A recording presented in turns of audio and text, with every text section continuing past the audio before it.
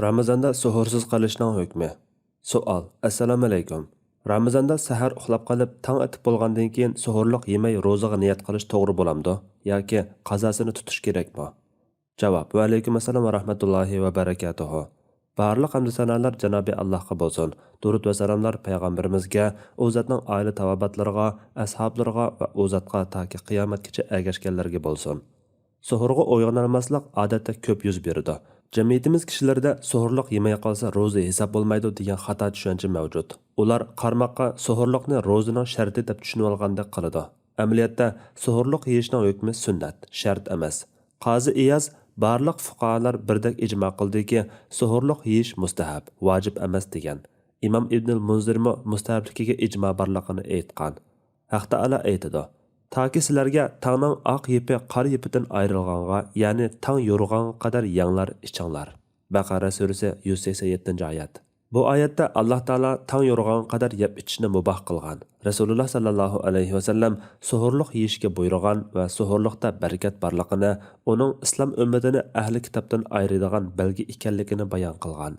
Nabiy sallallohu alayhi vasallam suhurlik yanglar, chunki suhurlikda barakat bor degan. Yana bizning ro'zimiz bilan Yahudilarning ro'zisi o'tirdiki farq suhurlik yeyishdir degan. Yana suhurlik yanglar, chunki u haqiqatan barakatlidir degan. Qatada Anas ibn Malik radhiyallohu anhudan so'zlab berdiki, Allohning payg'ambari sallallohu alayhi vasallam bilan Zayd ibn Sabit radhiyallohu anhu ikkalan suhurlik yeb bo'lib, bir ozdan keyin Allohning payg'ambari sallallohu alayhi vasallam bomdodga turib namoz o'qigan. Qatada dediki, biz Anasga u ikkalan suhurlik yeb bo'lgan vaqt bilan bomdodga turgan vaqtning oraliqi qanchalik edi degan edik. U bir kishi 50 oyat o'qiganchilik vaqt edi dedi. Bu hadislardan suhurlik yeyishning va uni bomdod vaqtiga yaqin vaqtgacha kechiktirishning sunnatligi chiqadi.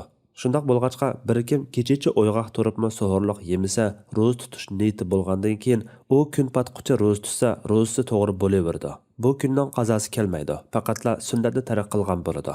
Buningga asosan ro'za tutmoqchi bo'lgan kishi bomdodga azon o'qilib bo'lgandan keyin uyg'onsa, oqshomga yoki Ramazonning dastlabidagi Ramazon tutish niyati bo'yicha ro'zani sundirmay davomlashtiraversa bo'ladi.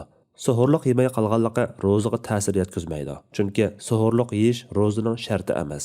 Aksicha, bundoq ahvolda tong yurib bomdod vaqti kirib uyg'onsa, ro'zasini davomlashtirishi vojib. Bir narsa yeb ichsa, ro'zasini buzgan bo'ladi. Ma'lumki, suhurlik vaqti kechining yarmidan tong yo'rg'anga qadar bo'ladi. Suhurlik eng oz deganda bir yutum suv yoki bir dal xurma bilan bo'ladi. Cho'qim to'liq bir vaqt tomoq bo'lishi shart emas. Suhurlik yeyishning hikmati ro'zdor ibodat va dunyo ishlarida holsizlanib qolmasligi va badanning haqqini ado qilishdir.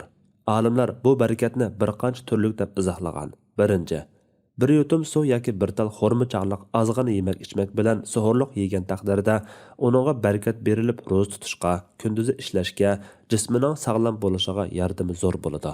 Ikkinchi, suhurlik yeguchi suhurlik sababidan odatda uxlab qoladigan fazilatli vaqtda zikr, duo, istig'for va namoz qatorliq ibodatlarga, shundaqla ro'za tutish niyatini yanglashga muvaffaq bo'ladi. Natijada oxiratda ajrni ortiq ola.